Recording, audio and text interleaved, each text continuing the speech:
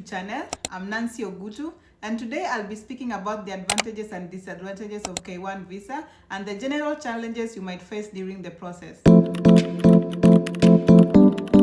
Are you thinking of relocating or bringing your fiance to the US through K1 visa? Before you dive in, let me tell you, K1 visa can be your biggest blessing or the biggest headache of your life.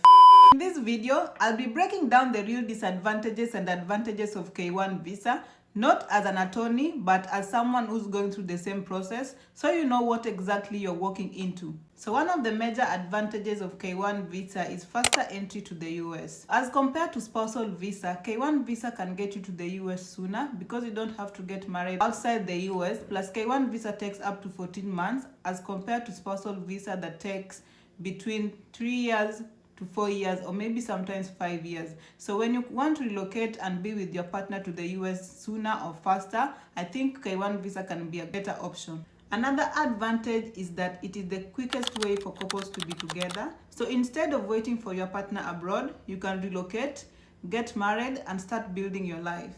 K1 visa is also a path to permanent residency. So as much as K1 visa is one of the riskiest visas to relocate to the US, it is also a path to permanent residency. Once you file your petition, go for your interview and get approved, you relocate to the US, you marry your partner, adjust your status. After you adjust your status, within 1 to 2 years, you can get your green card, work in the US, and build your life here in the US. Fourth advantage of K1 visa is your kids can benefit too. So if you are a beneficiary of K1 visa and you have kids below 21 years, your kids can benefit too by relocating with you under K2 visa. So if you have kids, it's an advantage because it allows you to relocate with your kids under K2 visa. So another advantage is that you have the option of adjusting your status or leaving the US. For some reason, if you don't get married within 90 days, you are allowed to return back home without being locked into a marriage just to qualify for a visa. So now that we are done with the advantages,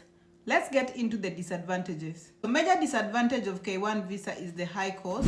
So with K1 visa, you pay for the petition, you pay for the medical fees, you pay for the embassy fee, you pay for travel and later adjustment of status, which is often more expensive than spousal visa. Compared to CR1 visa, K1 visa is always expensive in the long run because, using my journey as an example, we spent almost close to 1 million Kenya shillings until I traveled to the US. But it was even more expensive because we had to hire an attorney. So if you're going through K1 visa process or you're about to file for your petition and you don't have your finances in place, you can file for the petition on your own so you can save some money. And then after relocation, I had to go through adjustment of status, which currently is $2,300, approximately 300,000 Kenya shillings. So before you start K1 visa process, you have to have your finances in place. Another disadvantage of K1 visa is strict 90-day rule. So after relocating to the US, you must marry within 90 days of arriving in the US or lose your legal status. Another disadvantage of K1 visa is that you cannot work, go to school, or drive immediately you relocate to the US. So you cannot legally work right away, go to school, or drive until you adjust your status, get your social security, your work permit, your driving license, or maybe your green card. And during this period, you may face financial dependency on your spouse. The fourth disadvantage of K1 visa is travel restrictions. So after you relocate to the US, you cannot leave the US until you get your travel parole or your green card through adjustment of status. Another disadvantage of K1 visa is high risk of denial. If the consulate suspect fraud or lack of evidence, your case can be denied after months or years of waiting. K1 visa also comes with a lot of stress and pressure. So K1 visa comes with a lot of stress, the stress of moving countries, cultural shocks, and the pressure of getting married within 90 days can strain even the strongest relationships.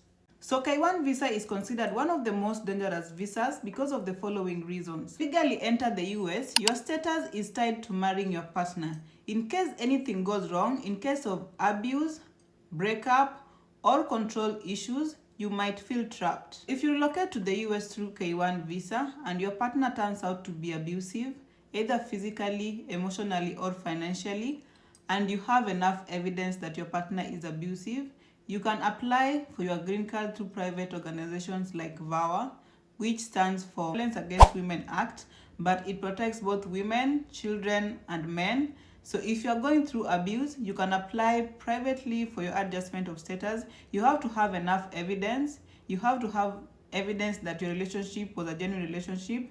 You have to have evidence that shows that your partner was abusive. So you have to be very prepared before you take this step. Another danger of K1 visa is that there is no legal backup if your marriage fails. For any reason you don't get married within 90 days, or you get married and your marriage does not work, you have to leave the US. You don't have option to change your status. It can also lead to high vulnerability of abuse. Some of the petitioners might misuse the visa to control their fiancé, knowing very well the immigrant have limited options. There's high chances of the visa being used as a tool of abuse. So in conclusion, many people succeed with K1 visa and go into happy marriages, but it is important to go fully informed and know both the opportunities and the risk. Personally, if I knew what I know now, I could have opted for spousal visa as compared to K1 visa.